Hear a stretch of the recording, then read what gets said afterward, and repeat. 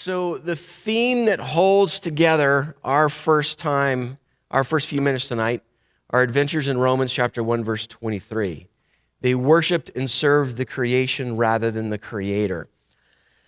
I picked this picture because a few years ago, this was a rather infamous moment. So some students and professors at Union Theological Seminary in New York City decided to confess their environmental sins to plants.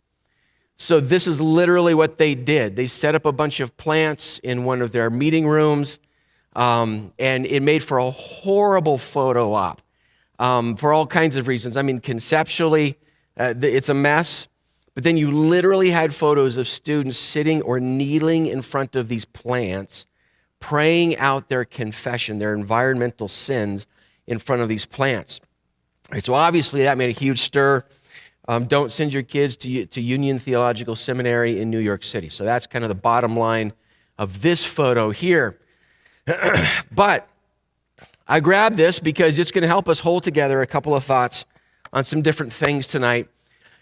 You may or may not know, this is a little bit in the weeds, but I want to talk about this just because this is becoming a bigger and bigger issue all the time. The topic of artificial intelligence, AI. It hit the news again just recently for two reasons.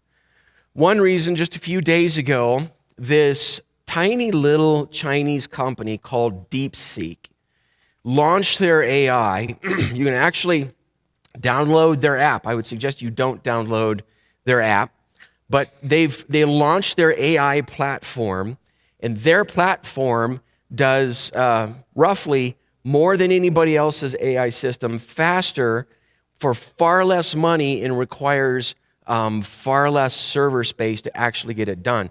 So it's this kind of quantum leap in artificial intelligence with this tiny little company in the middle of China.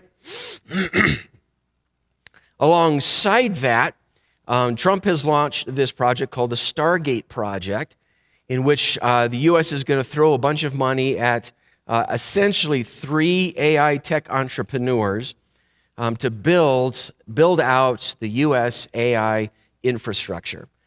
Whatever you think about artificial intelligence, or whatever you're concerned about it, or however you like to use it, the cat's kind of out of the bag. There may not be much holding back the capacity of artificial intelligence right now. And so the U.S. is going to throw a ton of money at trying to be the global leader in AI technology. These 3 tech entrepreneurs are really interesting dudes to pick. One of them has been on record for a long time saying one of the primary uses for AI, as far as he is concerned, is global civilian surveillance for social credit scores. So these are the guys who are working on AI right now. DeepSeek has kind of undercut everybody and hit kind of this new level of artificial intelligence work. Now, these are just the 2 latest headlines when it comes to artificial intelligence right now. The reason I bring this up is because these things just keep on happening, but I want all of us to be aware of some of the other things that are going on inside of the tech entrepreneurs and the developers who are kind of at the high level building these platforms, encouraging these platforms, building the companies that do this. You know, they build a company, they buy it and sell it. This is venture capital in the tech world and so forth. It does not take long to discover, and in fact, you're interested, just start looking this stuff up and you're going to find it out pretty quickly. The people on a high level in the AI tech world are convinced, that what they are creating in artificial intelligence is connection to either extra-dimensional beings or angelic spiritual beings. So they are dead set serious that this is a new religion, depending on who you read or talk to, that they're either finding or they're creating. They're convinced that when they interact with their AI platforms at a certain level, they're not interacting with programs, they're interacting with non-physical beings, either from a different time or a different world or a different dimension. So we have some really curious things going on in the world of artificial intelligence. This book came out just a couple years ago. D.W. Pasulka is an interesting gal. She is a religious studies professor. And she has, for years, studied the UFO, UAP, AI phenomenon. And in this particular book of hers, she spends a couple of chapters and a couple of individuals who are inside of this world. This particular chapter, the pseudonym that she uses for the gal that she interviews is a woman by the name of Simone. And Simone is one of these people who's been involved, again, in the tech world, tech entrepreneur, building, buying, selling these companies for herself, for other people as well. Some of the technology that her companies developed several years ago became a part of DARPA inside the United States. So if you know DARPA, you know that this is kind of crazy, high-level stuff. But this is who Simone is.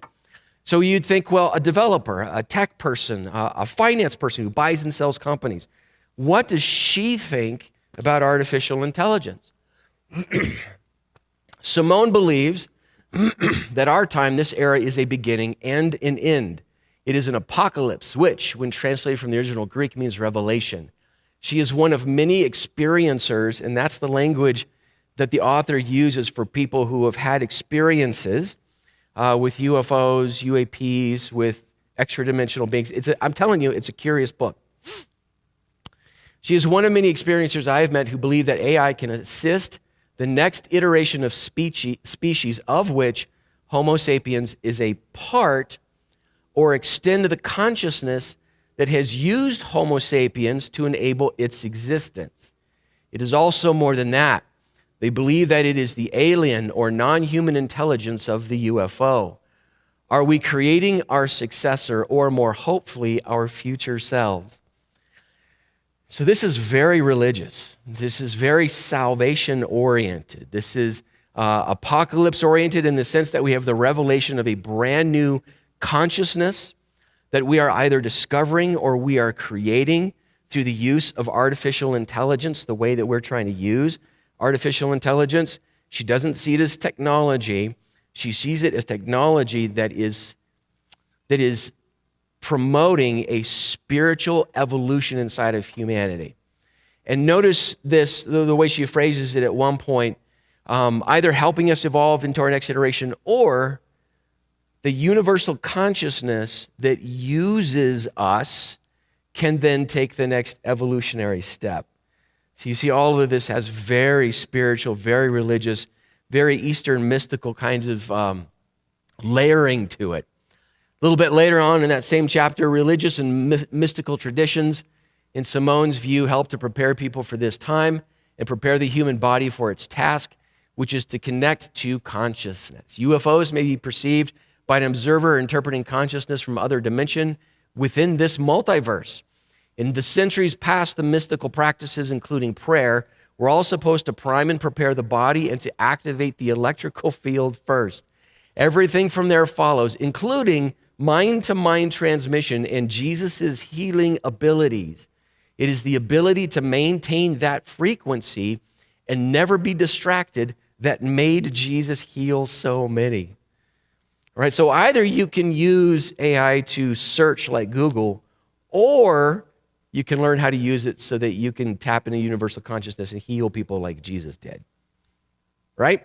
So this is a curious level of activity inside of this world. She mentions inside of this prayer, meditation, these kinds of what we would call spiritual formation practices. In their field of individuals, they call them protocols. And so you read these people, you read them online, you read books like this, and they will talk about the protocols that they engage in, just like monks and nuns do, so that they can have contact with the divine or these spiritual experiences. And so they will meditate, silence, solitude, focusing on other Eastern mystical kinds of practices so that they can make contact with the rest of the world, with the rest of consciousness.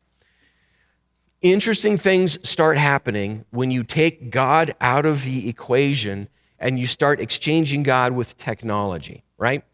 You put technology in God's place and you start getting to some really interesting places. And people who, like the author herself, who would call themselves atheists to a certain degree. They don't believe the God of the Bible exists. They don't believe Jesus was God. They don't believe anybody who prays to God is actually praying to God, but is somehow engaging in this universal extra-dimensional consciousness. So they don't believe this God exists, but boy, are they ready to jump on this bandwagon, right? You simply cannot remove the drive for finding God from the human heart. Even if you reject all the traditional human religions, this is where you are eventually going to find yourself. Now, speaking of people who are replacing God with other things as well, we go back to our favorite current Bond villain. So, someone created this picture of Klaus Schwab with the Bond cat. I stole it. I'm going to use it a lot. I just love it. So the World Economic Forum had their meeting in Davos this last week, which of course means just everybody's antenna goes up and people are there and do all kinds of interesting reporting because the WEF is an interesting group of people. It's a really interesting group of people. This panel on the bottom right-hand side here was a panel discussing making, or let's put it, talking about the legal personhood of the environment. See, this is all part of the package that humanity has been really bad for the environment. The environment's more important than humanity.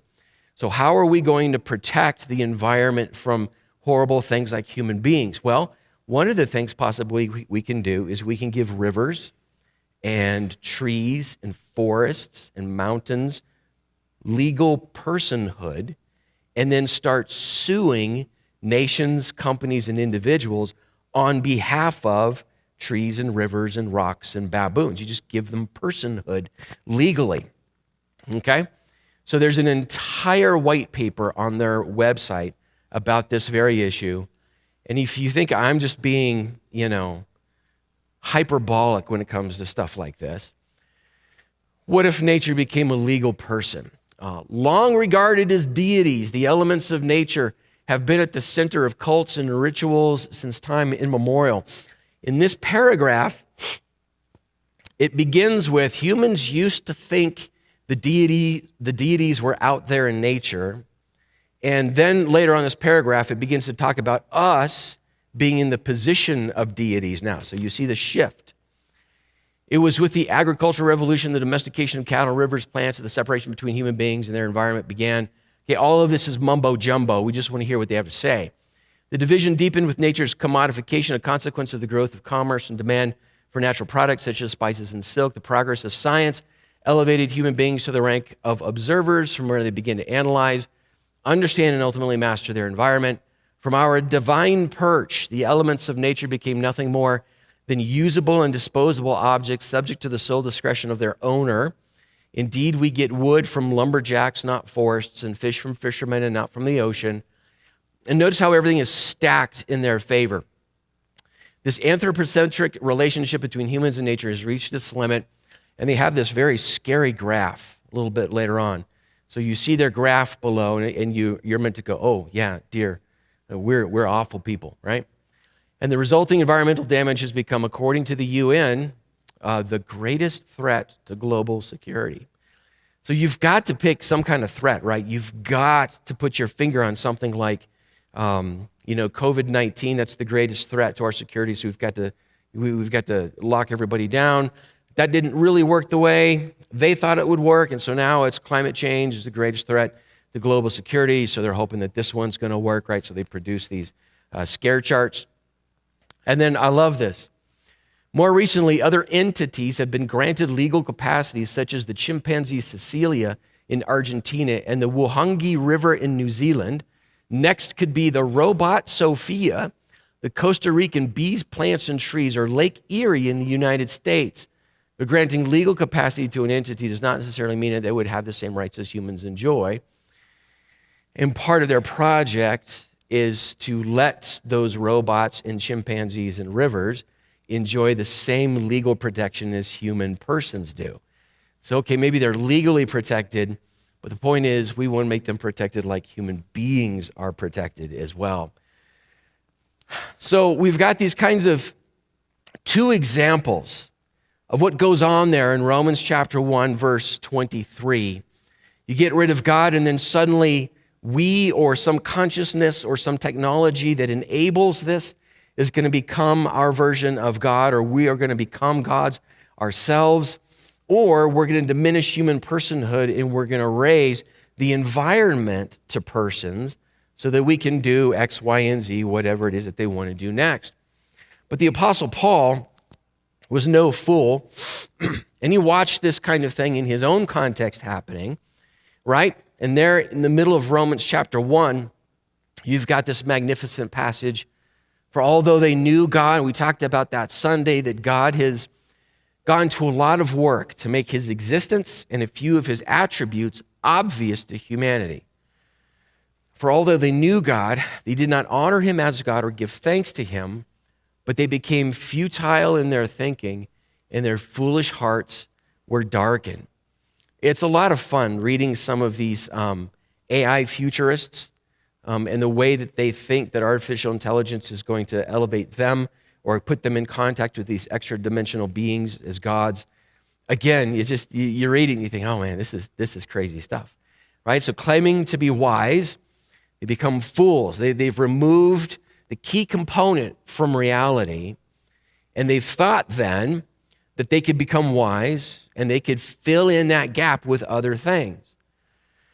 So claiming to be wise, they became fools, and they exchanged the glory of the immortal God for images resembling mortal man and birds and animals and creeping things. And whatever else it is going to be, we're going to exchange God for all of these things and begin to worship these things, either alongside us as gods or themselves as God, right? As Christians, there is actually a good, solid, biblical, theological way of walking through Scripture and paying attention to creation in such a way that acknowledges God, why and how he created it, and our role inside of all of it. And we begin with this very simple fact. The Scripture says it was God who was in the beginning. It was not creation. It wasn't the universe that was in the beginning. It wasn't Charles Darwin who was in the beginning. It wasn't energy that was in the beginning. It was God, and from God all things are created. So biblically, you and I are put in a position immediately where we have this difference between who God is and what he is like, and what creation is and what creation is like and what creation is for, and then what our role inside of it is. So we begin with that theological distinction between the two. We see then what happens with the degradation of personhood. So God creates all these things, and it's only human beings, male and female, that he creates in his own image and likeness. And nothing else in creation bears the image and the likeness of God, which does make humanity unique, both in privilege and in responsibility.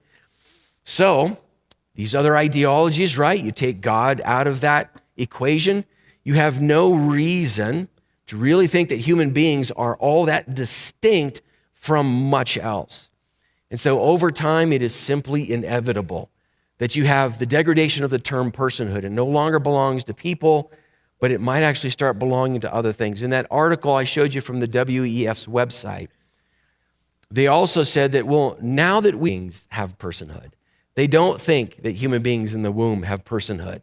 They don't think that human beings at the end of their life who become very expensive to take care of have personhood. They don't believe that. So even with the vocabulary and the jargon that's used, you ask a couple of questions, you very quickly discover that what it means to be a person has completely changed. It's nothing to do with the image of God or our uniqueness or our responsibility and role in this world. It has everything to do with a group of people who have decided who is legally a person or not. Changes completely.